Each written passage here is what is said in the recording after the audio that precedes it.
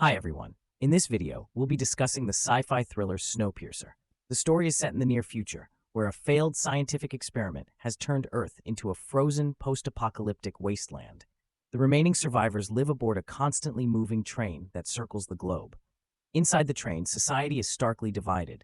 The wealthy enjoy every luxury, while the poor struggle daily for food and survival. This deep inequality pushes the lower class towards the idea of a violent revolution. The film begins 17 years after the ecological disaster, as soldiers enter one of the impoverished train cars to conduct a head count. The residents appear weak and disheveled, clearly living in poor conditions. The soldiers order everyone to sit, and though most comply, a man named Curtis resists before eventually joining his friend Edgar. Curtis reveals that he has been counting the number of soldiers. One of the soldiers asks if there are any violinists among them, prompting an elderly couple to step forward. The man explains that he and his wife were once symphony musicians. The soldier inspects their hands and decides to take only the man, forcibly separating the couple despite their protests. The military hands out protein blocks to the passengers as a replacement for regular meals. Curtis finds a note hidden inside one of the blocks, signaling a message from an unknown informant. A woman named Tanya points out that the note was in her son Tim's block, and Curtis convinces the boy to trade it for a soccer ball. The note reveals the name of a security expert imprisoned further up the train. Curtis discusses a plan for revolt with the elderly leader of the poor, Gilliam. They plan to free the security expert and storm the front of the train to take control of the engine, aiming to overthrow the wealthy tycoon Wilford and dismantle the harsh class system. Later, soldiers enter the car again to take the children for medical checks. A woman measures the children's height and selects Tim and another boy, despite the parents' desperate attempts to hide them. When one father throws a shoe at the woman in protest, his punishment is swift. His hand is placed outside the train, exposed to the icy cold. As his hand freezes, Minister Mason, a high-ranking official, arrives to lecture the poor about the importance of following the rules set by the elite. When the man's frozen hand is pulled back inside, it is shattered with a hammer, leaving him screaming in agony. Gilliam approaches the soldiers and tells Minister Mason that he wishes to speak with Wilford. Being an old acquaintance of Wilford, he is treated with respect. Noticing something, Curtis points out to Gilliam that the soldiers' guns are actually empty. He believes that the soldiers exhausted their ammunition during the last uprising. During the evening meal, the passengers protest against the bland protein blocks. To silence them, the soldiers threaten to kill an elderly man, but this is the final straw for Curtis. He decides to incite a rebellion. Running up to one of the soldiers, he grabs a rifle, points it at himself, and pulls the trigger, only to find it empty. This realization sparks the lower-class passengers to rise up in revolt. Armed with a battering ram, the rebels push into the next carriage, eagerly taking down the guards in their path. They manage to seize keys from one of the guards, which unlock the prison cells where Namgung Minsu, the security expert mentioned earlier, is held. Namgung had designed all of the locks and security systems on the train. The revolutionaries try to persuade Namgung to help them reach the front of the train and take control. However, he has his own terms. He demands 2 doses of the drug Crenol for each door he unlocks, both for himself and his daughter, Yona. Yona has a unique ability. She can foresee what awaits them behind each door. With Namgung's assistance, the rebels move into the next carriage, which is eerily empty. For the first time in years, they approach the train windows and catch a glimpse of sunlight, watching in awe as the train races past a frozen, desolate city. In the following carriage, the group encounters Paul, an old acquaintance who now makes the protein bars for the lower-class passengers. Curtis, curious about the origin of their food, makes a horrifying discovery. Those tasteless briquettes are made of ground-up insects. As they continue, Curtis finds a new note with the word water, prompting them to shift their strategy. If they can control the water supply, they could negotiate with Wilford without even having to capture the front of the train. As Namgung works on cracking open another door, Yona has a vision of heavily armed guards waiting for them ahead. There's no turning back. Namgung cuts the power to the door, and the rebels come face to face with the elite guards, triggering a brutal, bloody battle. Curtis grabs an axe from one of the guards and unleashes his fury, exacting revenge for the years of suffering endured in the back of the train.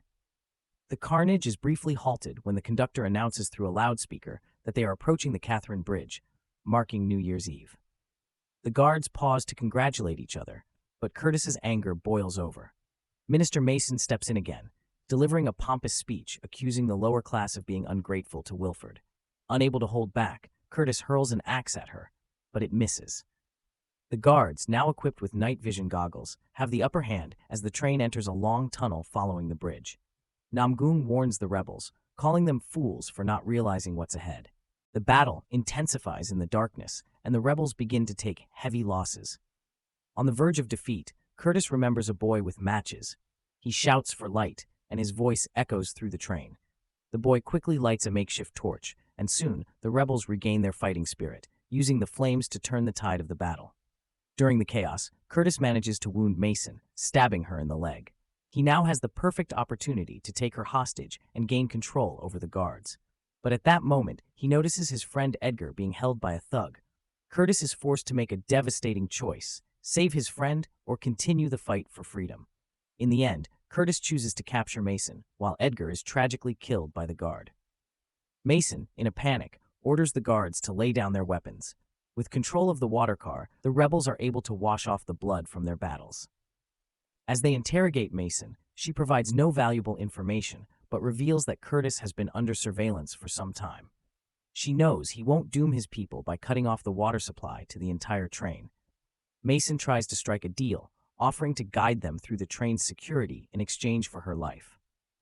Later that night, Gilliam urges Curtis to stop the rebellion to prevent further bloodshed, but Curtis remains resolute. Leaving Gilliam to care for the weary and wounded, Curtis assembles a smaller group to push forward. As they advance, the group discovers new train cars filled with luxuries they had been denied all these years, realizing the extent of their deprivation.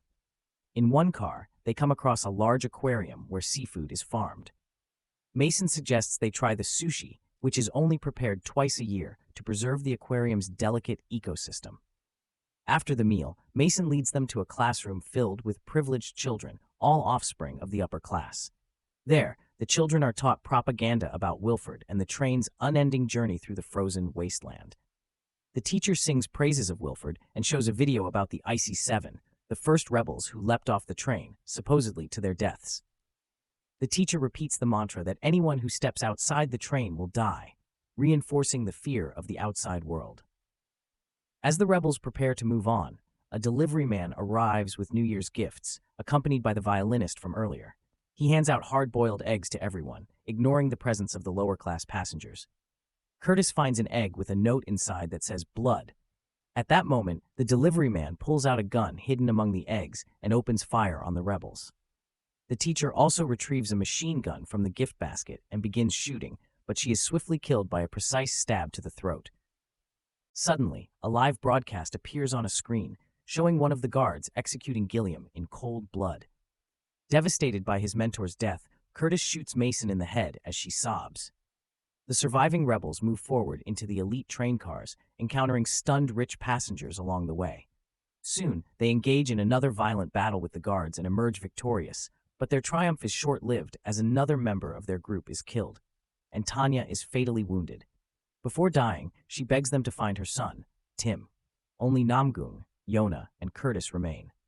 They continue their journey in silence, passing through a car where the upper-class passengers are obliviously partying in a drunken, drug-induced haze, indifferent to the suffering at the back of the train. Namgung and Yona take the opportunity to steal drugs and warm clothing from them. Finally, the rebels reach the door to the engine room, where Wilford himself resides. Curtis asks Namgung to unlock the door, but Namgung has a different plan.